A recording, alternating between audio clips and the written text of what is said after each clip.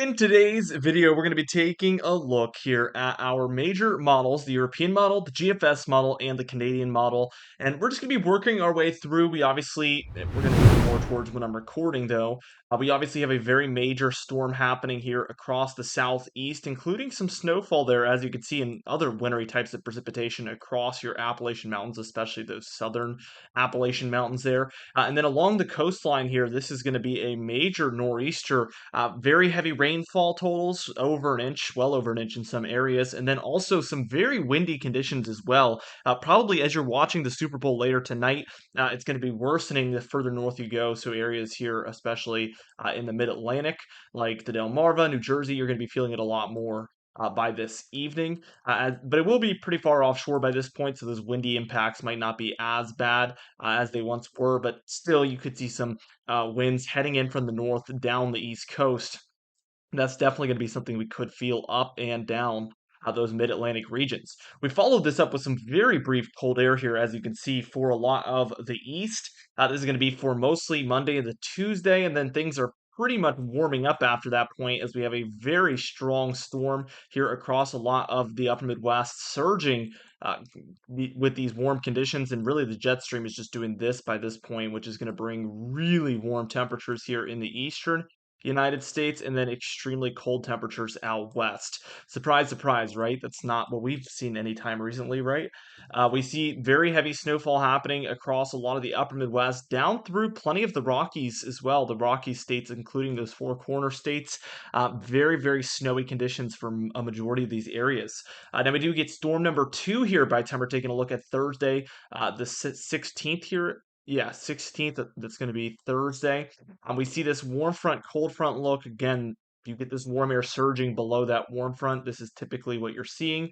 And then very cold air swinging through with this cold front. And this is what typically brings a lot of our severe weather across the United States. And I expect potential for severe weather with this event for areas in the south central, the deeper south of the southeast, and even up and down the southeast, probably as we're heading Thursday into Friday, maybe even Friday morning and afternoon here. As you can see, thunderstorms possible up and down the East Coast. In my opinion, a very strong cold front though, so you could see thunderstorms and then snowfall showers on the back end. Depending on where you're at. And really, once that moves through, we can see that there is still some cold air out west, a ridge in the central United States, but another trough in the east. And this will be, again, another period of cold here in a lot of our eastern United States here. And things really get quiet until we reach about the 21st here. It's going to be a Tuesday. We get a 996 millibar low pressure center here. Again, very strong cold front, warm front look here. So we have the surging warm front here, and then we have snowfall, very heavy snowfall across the upper Midwest and the Great Lakes. This is what day after day we've been seeing the GFS show, and certainly interesting to see this European model hopping on board here. And this again would pose the risk for more severe weather here across a lot of your south central and south, kind of deeper south states. And again, we have a lot of snowfall happening in the Rockies up through the upper Midwest. So we're kind of going to get into a pattern here with these storms. And this looks to bring very, very heavy snowfall. Let's briefly take a look at your total precipitation. It's pretty clear we're going to have a lot of storms moving through this area, including the one happening right now. The upper Midwest is experiencing multiple storms in the upcoming pattern here, as you can see. And then a lot of your kind of northwest regions and your four corner states are going to see plenty of precipitation. And from what we saw, mostly snowfall for a lot of these mountainous areas. Now, the total snowfall here, speaking of it, we see that the Rockies are really picking up, especially the further south into the Rockies you go. As you can see, these cross well down into Mexico there in these Rockies. So definitely some very, very heavy snowfall and some very deep cold air here across the western United States, even south of California there. In some of these mountainous regions, we're seeing some snowfall. So some oddly far south snowfall being picked up here on the European model. I think that's the most interesting takeaway here. And you can clearly see there's going to be storms moving across the nation just like this, bringing snowfall on their northern end. And severe weather here is going to be what we're primarily watching for underneath for a lot of these areas. I hope it makes sense. Now we're moving on to our GFS model here, and we see obviously storm number one moves through. We see storm number two here, bringing some snowfall here to the upper Midwest. Low is about right there. We get your cold front, warm front look again, just like what we saw in the European model.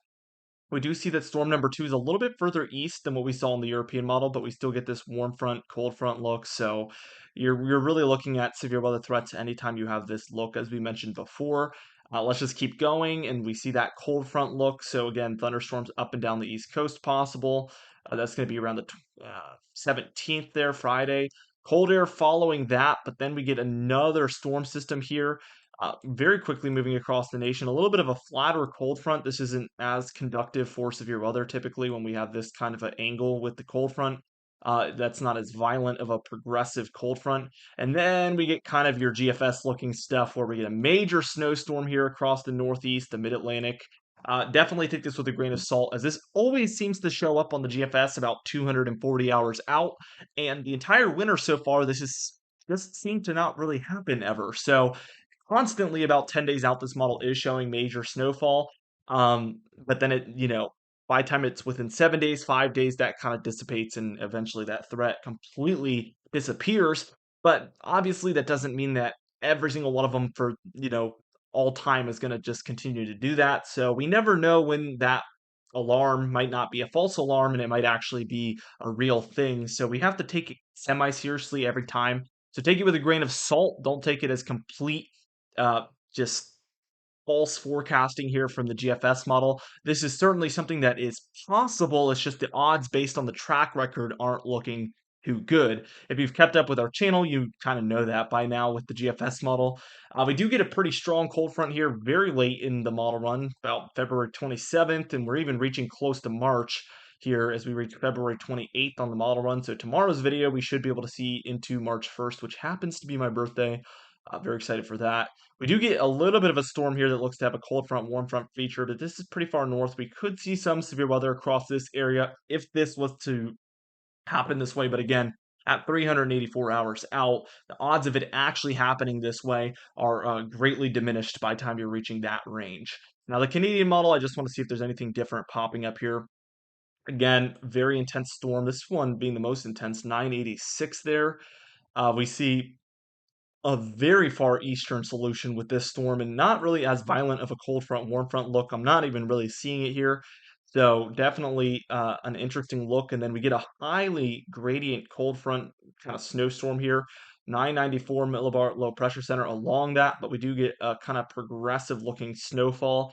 This usually doesn't bring accumulation when we see that type of snowstorm, but definitely could see flakes with it or some snow squalls. Nothing can be really ruled out at this point. And honestly, this Canadian model does look pretty primed for some cold air moving into the east at the end of our model run here, about hours 240.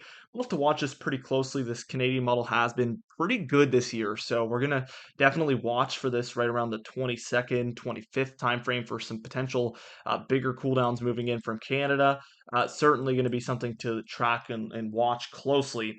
Anyway, guys, thank you so much for watching this really quick video. I hope you guys did enjoy it. Be sure to subscribe as we're going to be just tracking this pattern over the coming days. We do upload every single day, so if you do subscribe, you will get those daily updates here on the upcoming pattern. Be sure to hit that bell icon as well if you want daily notifications so you never miss an upload. Also, like the video if you did enjoy it. Leave a comment down below, and I'll see you guys in the next video.